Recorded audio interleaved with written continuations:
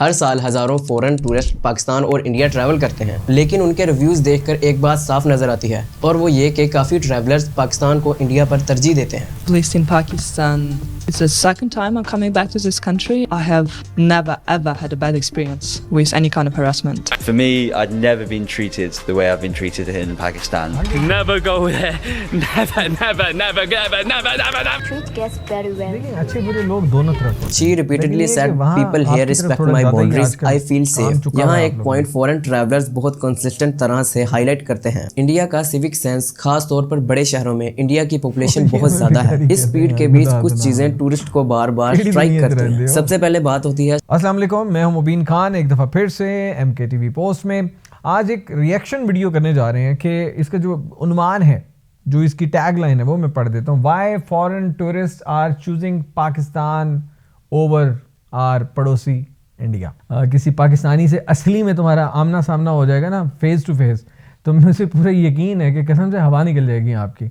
सो इतना हल्का लेने की ज़रूरत नहीं है, ऐसी भी बात नहीं है। तो भिखारी का जवाब मैं जो है वो आज इस रिएक्शन वीडियो में देने जा रहा हूँ। और इस वीडियो को देखने के बाद इंडियन और पाकिस्तानियों को छोड़ के बाकी जो जितने भी पड़ोसी ममालिक हैं जो उर्दू समझते हैं तो या हिंदी समझते हैं, वो इस वीडियो को देखने के बाद आप लोग कमेंट बॉक्स में बताइए कि इस वीडियो को देखने के बाद आपको क्या महसूस हुआ कि भिखारी असल में हैं कौन और ये कहा किसको जाता है। सो टाइम वेस्ट नहीं करते, 10-12 मिनट मेरा टारगेट होता है कि रिएक्शन वीडियो से इससे ज़्यादा ना हो, मैं खुद बोर हो जाता हूँ। तो स्टार्ट करते हैं। Why foreign tourist are choosing Pakistan over India.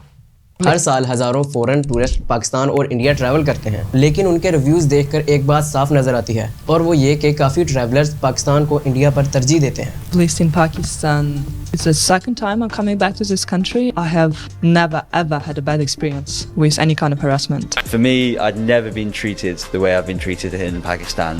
Never go there. Never.